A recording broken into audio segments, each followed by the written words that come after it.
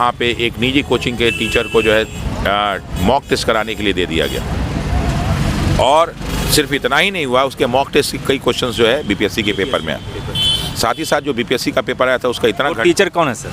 Teacher आप लोग पता कर लेंगे। तो यहाँ पे तो अगर देखा है तो जेडीयू को छोड़ के, जनता दल यूनाइटेड छोड़ के, भाजपा वाले भी पिटे हैं, आरजेडी वाले भी पिटे हैं, कांग्रेस वाले भी पिटे हैं, कम्युनिस्ट वाले भी पिटे हैं, छात्र पिटे हैं, शिक्षक पिटे हैं, पंचायत सचिव पिटे हैं। सवाल और सर, प्रशांत किशोर आप में विवाद हुआ था, उसका क्या पूर्णतः सच्चाई है? एक इसी दौरान एक कहा गया कि डीएम साहब ने एक थप्पड़ मार दिया बच्चे को, और यहाँ पे एक इन्विजिलेटर थे, लेकिन डीएम साहब द्वारा कहा गया कि ये जो है सेंटर सुपरिटेंडेंट है। संख्या ज़्यादा थी तो कहा गया कि आप लोग जैसे 5 डेलीगेट्स आएँ और बात कर लें। 5 डेलीगेट्स को अंदर गेट के अंदर किया गया और फिर उनको पीटा गया और फिर बाहर लाठी चार्ज कर दिया गया। तो फिर ये लाठी क्यों जनता के लिए, मालिक के लिए लाठी क्यों और मालिक पर लाठी चार्ज क्यों? अगर संविधान में हमें मालिक का अधिकार मिला है तो मालिक जैसा सुलूक क्यों नहीं?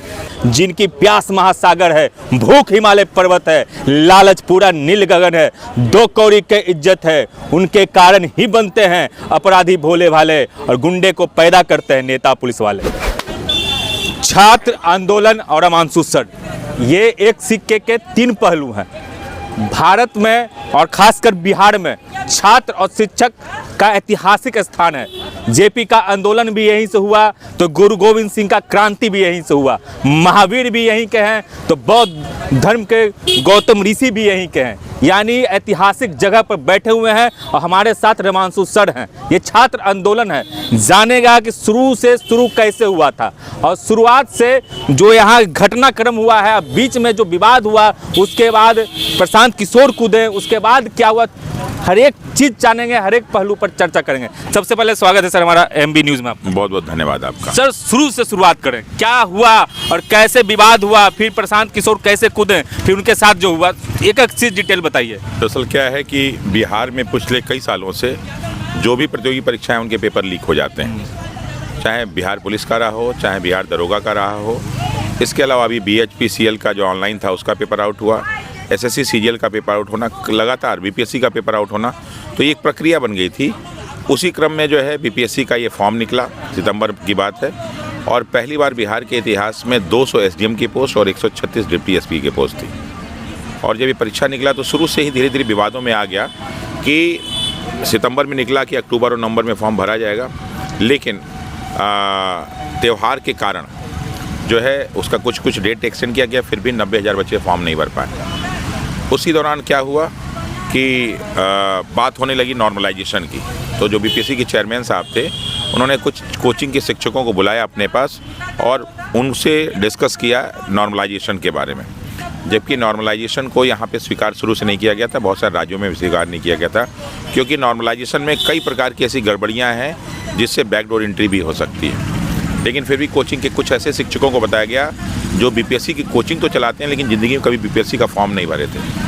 वो ग्रुप D के टीचर्स थे, उनको ज़बरदस्ती हाइप किया गया, उन्होंने अपने उनसे बात पूछा गया, और फिर जब वो बाहर मीडिया में आए तो उसके पक्ष में उन्होंने बात किया, अपने क्लास में पक्ष की बात कर दी, तो थोड़ा सा विवाद शुरू हुआ। उसी दौरान फिर जो है सूचना मिली कि 3 प्रकार के पेपर बने और उनको अलग अलग पैकेट में और बिहार के अलग अलग ज़िलों में अलग अलग जो है पेपर बांटे जाएंगे और फिर नॉर्मलाइजेशन की प्रक्रिया हो सकता है उसमें लागू हो जाए। तो एक छात्र नेता थे दिलीप कुमार, इसकी उन्होंने मांग की कि सर इसके बारे में मुझे सूचना दी जाए, जो अधिकारियों ने मिलने से मना कर दिया। ये सारी की सारी घटना नवंबर और दिसंबर की है। उसी नवंबर में जो है एक अधिकारी थे मनु रवि भाई परमार, जिस पे ऑलरेडी बहुत सारे केसेस लग चुके हैं, उसमें खासकर घोटाले के केस लग चुके हैं। उनका जो है कार्यकाल जो है नवंबर 2024 में समाप्त होने वाला था, फिर भी उनको BPSC का चेयरमैन बना दिया गया और उसी समय से संशय शुरू हो गया कि कुछ न कुछ इसमें गड़बड़ घोटाला होगा। उसके बाद जो है नॉर्मलाइजेशन की बात हुई, बच्चे जो है 5 दिसंबर को मांग की कि सर आप बताइए नॉर्मलाइजेशन लागू कर रहे हैं कि नहीं कर रहे हैं, लेकिन उन्होंने कोई स्टेटमेंट नहीं दिया। 6 दिसंबर को बच्चे BPSC के गेट पे पहुंचे, उन्होंने कहा कि सर अब तो क्लियर कर दीजिए कि नॉर्मलाइजेशन लागू होगा कि नहीं होगा, फिर भी उन्होंने कुछ नहीं कहा। बच्चों की संख्या ज़्यादा थी तो कहा गया कि आप लोग जैसे 5 डेलीगेट्स आएँ और बात कर लें। 5 डेलीगेट्स को अंदर गेट के अंदर किया गया और फिर उनको पीटा गया और फिर बाहर लाठी चार्ज कर दिया गया और कुछ भी जारी नहीं हुआ। उसी दौरान कुछ छात्र भाग के यहाँ आए, लेकिन कुछ और टीचर अपने ग्रुप के साथ वहाँ न जाके डायरेक्ट गर्दनी बाग आ गए थे। वहीं और वो बार बार कह रहे थे कि हम लोग नॉर्मलाइजेशन लागू नहीं होने देंगे, लेकिन कहीं ना कहीं उनकी सांठ-गांठ निकल के सामने आ रही थी। क्योंकि जब बीपीएससी का मसला है तो बीपीएससी जाइए, गर्दनी बाग में आने की क्या ज़रूरत थी। कहा जाता है कि गर्दनी बाग में जो है 48 घंटे पहले परमिशन लेना पड़ता है और बहुत सारी चीज़ें ऐसी हुई, लेकिन ऐसी सारी चीज़ें दिख नहीं रही थी। खैर लड़के लाठीचार्ज हुआ, काफ़ी लड़कों को चोट लगी, एक लड़के का पैर भी टूट गया और 13 दिसंबर को पेपर होना सुनिश्चित हुआ था। और ये सारी घटना 6 दिसंबर को हुई है और 6 दिसंबर तक बीपीएससी ने ना कोई एडमिट कार्ड जारी किया ना कुछ भी जारी किया। जब यहाँ पे अनशन होने लगा, सारी चीज़ें होने लगी, तो पुलिस भी बार बार आके जो है डराती धमकाती थी और शाम को लगभग 7 साढ़े 7 बजे करीब बीपीएससी ने एक जो है नोटिस जारी किया कि हम नॉर्मलाइजेशन लागू नहीं करेंगे और फिर सब अपने अपने घर चले गए। लेकिन उसी में छात्र नेता दिलीप को गिरफ्तार कर लिया गया। गिरफ्तारी का कोई कारण भी नहीं बताया गया क्योंकि घटना घटी थी बीपीएससी ऑफिस के सामने और उनको गिरफ्तार किया गया गर्दनी विभाग में।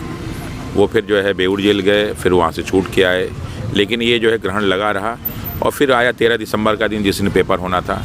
पेपर जब हुआ तो पेपर यहाँ पे बापू परीक्षा परिसर में पेपर पूरी तरह से जो है लीक हो गया और बहुत सारी समस्याएं आई। उसी दौरान एक कहा गया कि डीएम साहब ने एक थप्पड़ मार दिया बच्चे को और यहाँ पे एक इन्विजिलेटर थे, लेकिन डीएम साहब द्वारा कहा गया कि ये जो है सेंटर सुपरिटेंडेंट हैं और उनका हार्ट अटैक हो गया और हार्ट अटैक से उनकी मृत्यु हो गई। तो ये सारी की सारी घटना 13 दिसंबर को ही।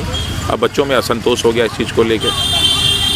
उसी में से एक बच्चा जो है, चूँकि बगल में यहाँ बीपीएससी और यहाँ पे बगल में ही बापू परीक्षा परिसर है और बापू परीक्षा परिसर जो है हमारे चीफ मिनिस्टर साहब का ड्रीम प्रोजेक्ट था।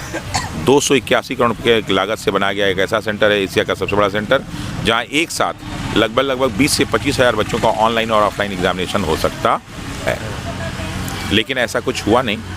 13 दिसंबर को एक लड़का जो है वो पेपर लेके डायरेक्ट भागा बीपीएससी चेयरमैन के साथ पास। हिसाब देखिए, ये पेपर फटा हुआ था, सील फटा हुआ था। इससे ये आशंका है कि शायद पेपर लीक हो चुका है। और जब शाम को सारी जानकारी मिली तो मालूम चला कि बिहार के अलग अलग ज़िलों में अनेक प्रकार की गड़बड़ियाँ आई। कहीं जैमर काम नहीं कर रहा है, तो कहीं सीसीटीवी कैमरा नहीं काम कर रहा है, तो कई जगह आधे घंटे बाद पेपर बांटा गया, तो कहीं इन्विजिलेटर ने साइन नहीं किया, तो ये हुआ वो हुआ, बहुत सारी घटनाएं घटी। उसी दौरान दैनिक भास्कर में 14 जो है दिसंबर को एक समाचार छपा कि खगड़िया में 11 बच्चों को स्पेशल ट्रीटमेंट के साथ उनको गेस्ट हाउस में रोका गया। तो जो है दैनिक भास्कर ने कहा कहीं ऐसा तो नहीं कि उनको एग्जामिनेशन में भी स्पेशल ट्रीटमेंट दिया गया हो। अब ये सारे मुद्दे बढ़ने लगे। ये 14 दिसंबर की बात है। जब सारी जगह से सूचना मिलने की पेपर आउट हुआ तो फिर बच्चों ने डिमांड की कि पेपर जो है दोबारा कराया जाए, री एग्ज़ाम होना चाहिए। उसके लिए चारों ओर से आवाज़ उठने लगी। तो पटना के कुछ छात्र जो मुसल्लापुर के आसपास रहते हैं, उसमें से दीपक सर, सुनामी सर हैं या सुजीत सर, वो सब आपस में डिस्कस किए। कुछ 10-15 बच्चे आपस में डिस्कस किए। फिर मेरे पास भी बच्चे आए सब कि सर कुछ करें तो बेहतर होगा। तो हम क्या किया जाए? कहा सर आंदोलन। हम क्या आंदोलन तो इतना करके लाठी खा चुके, कोई समस्या का समाधान तो आज तक हुआ नहीं। और ये घोटाला इतना बड़ा घोटाला है कि 200 एसडीएम की पोस्ट और 136 डिप्टी एसपी में कौन कौन आए कोई सुनिश्चित नहीं है। पीछे दरवाजे कई नेताओं के नाम आए जो बहुत प्रभावशाली नेता लोग हैं और वो सत्ता पक्ष में बैठे हुए हैं, उनके नाम आए। कुछ टीचरों के नाम उजागर हुए क्योंकि बापू परीक्षा परिसर में एग्ज़ाम होने से पहले वहाँ पे एक निजी कोचिंग के टीचर को जो है मॉक टेस्ट कराने के लिए दे दिया गया। और सिर्फ इतना ही नहीं हुआ, उसके मॉक टेस्ट के कई क्वेश्चंस जो है बीपीएससी के पेपर में। साथ ही साथ जो बीपीएससी का पेपर आया था उसका इतना टीचर कौन है सर? टीचर आप लोग पता कर लेंगे। हम लोग किसी टीचर के सम्मान में कोई शब्द नहीं बोल सकते। सार्वजनिक है सारी की सारी चीज़ें, क्योंकि कार्रवाई तो सब पे होगी ना। और सांठ-गांठ भी होगा, तो जिन लोगों से मिलना जुलना है उसका साठ। और स्पेशली उस टीचर से जो है बीपीएससी की चेयरमैन साहब मिलते हैं, वो भी ऐसे व्यक्ति से मिलते हैं जो ज़िंदगी में कभी बीपीएससी का फॉर्म भरा नहीं होगा। शायद दरोगा भी शायद कोई पता नहीं, कामें तो नहीं लगता कोई फॉर्म भरा होगा। और स्टैंडर्ड भी उसी तरह का है। लेकिन आजकल के जो है यूट्यूब के दौर में कौन कहाँ पहुँच जाए कोई ठीक नहीं है। खैर ये सारी की सारी घटनाएँ हुई और बच्चों ने आपस में डिसाइड किया। हमने कहा कि देखो ऐसे समस्या का समाधान नहीं होगा और जिन लोगों से हम लोग लड़ रहे हैं वो लोग बहुत बड़े लोग हैं जी, वो और पुलिस भी उनके कमांड में है, वो आपको लाठी मार के ख़त्म कर देगी। तो सबसे अच्छा काम करते हैं सत्याग्रह करते हैं। और हमने कहा कि ऐसे ऐसे शब्दों का, संवैधानिक शब्दों का यूज़ किया जाए कि कोई हमारे खिलाफ कुछ कर ना पाए। तो उसी समय जो है ये 6 शब्द दिए गए। इधर आप देखेंगे तो दिखाई देगा आपको। ये प्रोटेस्ट नहीं रिक्वेस्ट, व्यवधान नहीं समाधान और विवाद नहीं संवाद। और शिक्षा सत्याग्रह हम लोग का शुरू हुआ। शुरुआत में कम लड़के थे तो लोगों को लगा कि यार ऐसा चीज़ तो आज तक सफल हुआ नहीं, किसी ने ध्यान नहीं दिया। बढ़ते बढ़ते कहानी यहाँ तक बढ़ी कि 25 दिसंबर के एक दिन पहले 24 दिसंबर को एक लड़के ने सुसाइड कर लिया जो एग्ज़ाम दिया था। और जब सुसाइड कर लिया तो यहाँ पे बहुत सारे बच्चे नाराज़ हुए और 25 दिसंबर को जब बीपीएससी ऑफिस बंद रहता है, बेली रोड खाली रहता है, तो बहुत सारे बच्चे प्रोटेस्ट के रूप में एक प्रतीकात्मक विरोध के लिए बीपीएससी ऑफिस गए तो उसमें लड़के लड़कियां सब थे और उनको पुलिस प्रशासन ने बेरहमी से मारा। उनके पास लाठी नहीं था तो पेड़ का डंडा तोड़ के मारा और एक लड़की को, 2 लड़कियों को पुलिस वालों ने, खासकर वो सीआई संजीव कुमार और रजनीश ऐसे 2-4 लोग पुलिस थे जो शुरू से ही इस तरह का हत्यारों का काम करते रहे। उन लोगों ने कानून से ऊपर उठ के ये सारा का सारा काम किया। आप एक बहुत बड़े टीचर हैं, एक सवाल हमारे मन में हमेशा रहता है कि पब्लिक सर्वेंट है वो लोग, जो भी प्रशासन के लोग हैं या जो है पब्लिक के सर्वेंट के लिए है, और हमारा संविधान ये में जनता मालिक होता है, तो फिर ये लाठी क्यों जनता के लिए? मालिक के लिए लाठी क्यों और मालिक पर लाठी चार्ज क्यों? अगर संविधान में हमें मालिक का अधिकार मिला है तो मालिक जैसा सुलूक क्यों नहीं? कहीं संविधान में चूक है? जो इंडिया इंडिपेंडेंस एक्ट 1935 के जो संविधान के अनुसार जो हमारा भी कॉन्स्टिट्यूशन है उसमें ये भारी चूक है, क्योंकि जो लाठी लेकर भी पुलिस चल रहे हैं हमें भी लगता है कि वो गलत है। लाठी किसके लिए? उसके लिए STF है, उसके लिए स्पेशल फोर्स है अपराधियों के लिए। तो ये जो मालिक लोग हैं, जो जनता मालिक है, उस पर लाठी चार्ज, इस पर क्यों नहीं विरोध होता है? या व्यापक कोई कानून बनता है कि छात्रों पर लाठी चार्ज नहीं होना चाहिए, किसानों पर लाठी चार्ज नहीं होना चाहिए? तो ये कहाँ पर फॉल्ट है सर? दरअसल क्या है कि हमारे यहाँ संविधान तो नया बना, लेकिन उस संविधान का मूल आधार जो है 1935 का अंग्रेजों द्वारा गया संविधान था और वो बनाने वाले व्यक्ति अंग्रेज थे और हमने लगभग 70% वहीं से कॉपी कर लिया। सर, बाकी भी दुर्व्यवहार मतलब दो बार हुआ है। 2 थानों में हमारे पास खिलाफ केस है, लेकिन चूंकि मैं ऑलरेडी दिल्ली यूनिवर्सिटी का लॉ का स्टूडेंट रह चुका हूँ और लॉ को बहुत बारीकी से पढ़ा है, तो ये हमारे खिलाफ कुछ कर नहीं पाते हैं। सबसे बड़ी बात है कि जिस देश में शिक्षा को राष्ट्रपति या प्रधानमंत्री से ऊपर रखा गया है, भगवान से भी ऊपर रखा गया, वहाँ पर एक शिक्षक को पीटा जाता है, छात्रों को पीटा जाता है, जो देश के निर्माता होते हैं। तो इस पर क्या कहना चाह रहे हैं? तो जो संविधान हमारा बना, वो कहने को तो भारत का संविधान था, भारतीयों द्वारा बनाया गया, लेकिन मैंने बोला कि 70% तो लिया गया कहाँ से? 1935 से, और बाकी जिन देशों से लिया गया वो भी अंग्रेजों के गुलाम थे। चाहे कनाडा हो, चाहे अमेरिका हो, चाहे खुद इंग्लैंड हो, चाहे आयरलैंड हो, इसके अलावा France, Germany, south Africa, Australia, ये सब, यानी कुल मिला के अंग्रेजों का ही जो है संविधान बना। कहने को है कि भारतीय संविधान है, लेकिन जो हमारे कानून की व्यवस्था है, IPC, CRPC, ये सारी की सारी अंग्रेजों की चली आ रही।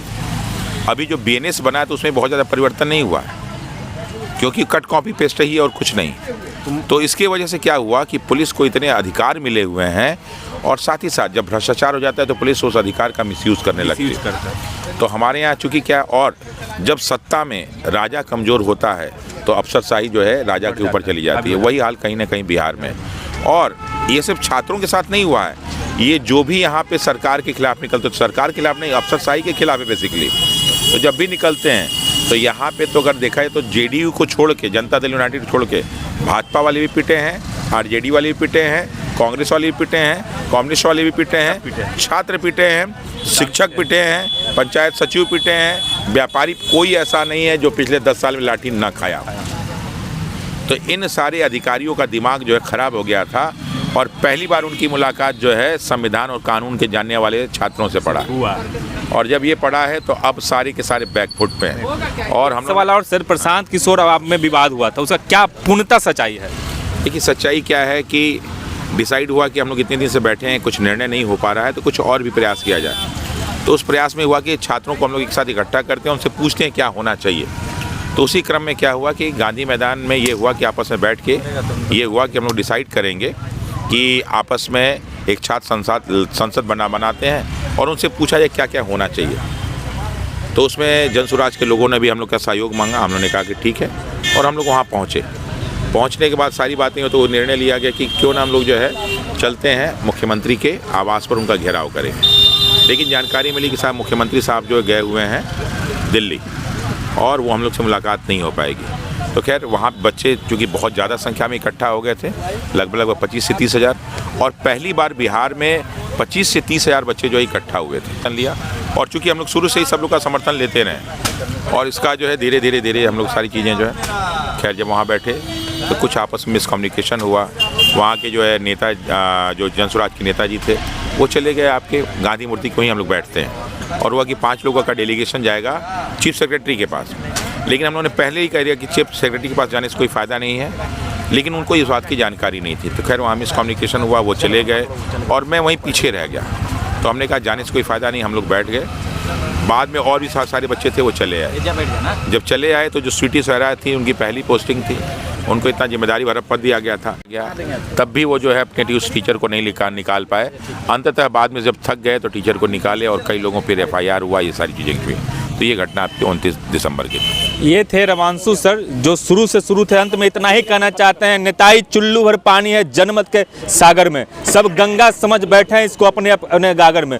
जो अच्छे सच्चे नेता है उन सबका अभिनंदन है, उनको 100 बार नमन है, मन प्राणों से वंदन है। लेकिन जो कुर्सी के भूख है, दौलत के दीवाने हैं, 7 समंदर पार तिजोरी में जिनके तह खाने हैं, जिनकी प्यास महासागर है, भूख हिमालय पर्वत है, लालच पूरा नील गगन है, 2 कौड़ी के इज्जत है, उनके कारण ही बनते हैं अपराधी भोले भाले और गुंडे को पैदा करते हैं नेता पुलिस वाले। बहुत बहुत धन्यवाद। आप देख रहे थे बी न्यूज़ और मैं गौरव सिंह।